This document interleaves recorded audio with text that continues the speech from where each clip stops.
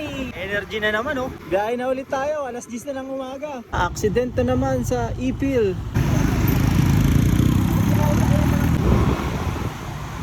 Joyride. Ang bilis daw nung tawid niya sa crossing, sabi. Tinamaan siya nung Hilux ata yun. Hindi ko alam kung ano sasakyan yun. Basta pick up. Dugo yung ilong, tapos yung mata parang singkit. Pero conscious naman. Marami nang na-aksidente dyan sa area na yun eh. First booking, double book. Inabot pa ng ulan. Nice! First drop off natin, okay na. Pasok daw, sabi ni sir. Sabi ko, okay lang ba mabasa? Kasi umuulan. Okay lang daw.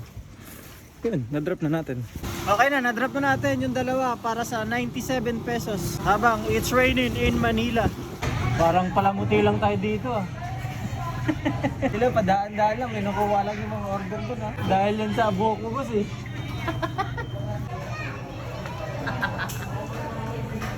Sila saan? Boy Tigas. Shoutout sa pizzaderia. Ako si Boy Tigas. Hindi na ako ginalam ha. Parang di na kayo may respeto dito sa mga pinuno ha. Anong kamana na buong katarihan kita dyan. Booking tayo par. Atak tayo.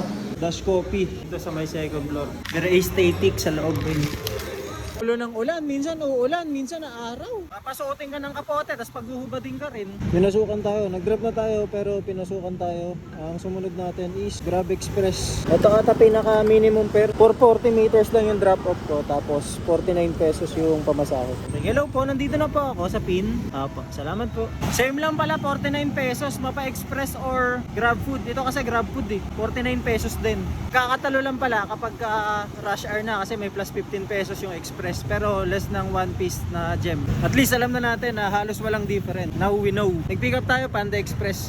Dito tayo sa Rosa Street. Kung gusto mo ng rosas kaysa sa oras ko, hindi ako para sa iyo. Hey! Ito kulay blue siya. Mukhang Grab Pay pero generate QR yan. Ayan yung bago ni Grab.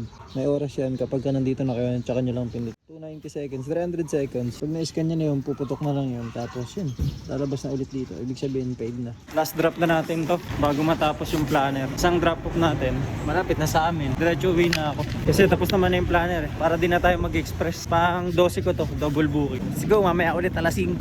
I'm here again boy sa Ayala. Tambay na naman. Mabalik na tayo ng Ayala, nakapag-drop na tayo. Hindi ako nakapag-video kasi nagre-render ako ng video. Anak ni Grab. Swerte oh. May lakad kasi siya mga boss. Tapos ang gusto niya sanang drop ng ka, binigay sa kanya. Tapos ang kailangan niyang booking, dalawa, binigay din sa kanya. Anak ni Grab eh. Ay, buhay ng member. Lipat tambayan, dinadaanan tayo ni Boy Tigas. Dito tayo ulit, CNB. Hindi natin sure kung papasukan tayo, pero hintay tayo. Express ang binigay. Abono to, 141. Grabe no? Dalawang beses ko palang nararanasan yung dilim. Lalabas ako ng madaling araw ng madilim. Aabutin ako ng dilim sa kalsada. Drop off. Exact amount lang, 150. Tapos plus 15 pa rin. Pero 10 gems nga. Siguro dahil gabi. Lalak tayo daan para maraming establishments. O, di ba? Pinasukan. Nakagad. Kung ganun yung kalakaran ni Grab, no? Papasok sa rider yung booking kapag nagawa na yung pagkain. Di sana, mabilis lang. Pagkadating ng rider, pick up. Sabay deliver ka agad. Hey! Dati kung maalala nyo yung video natin sa Concepcion, dumaan sa atin, tinawag tayo.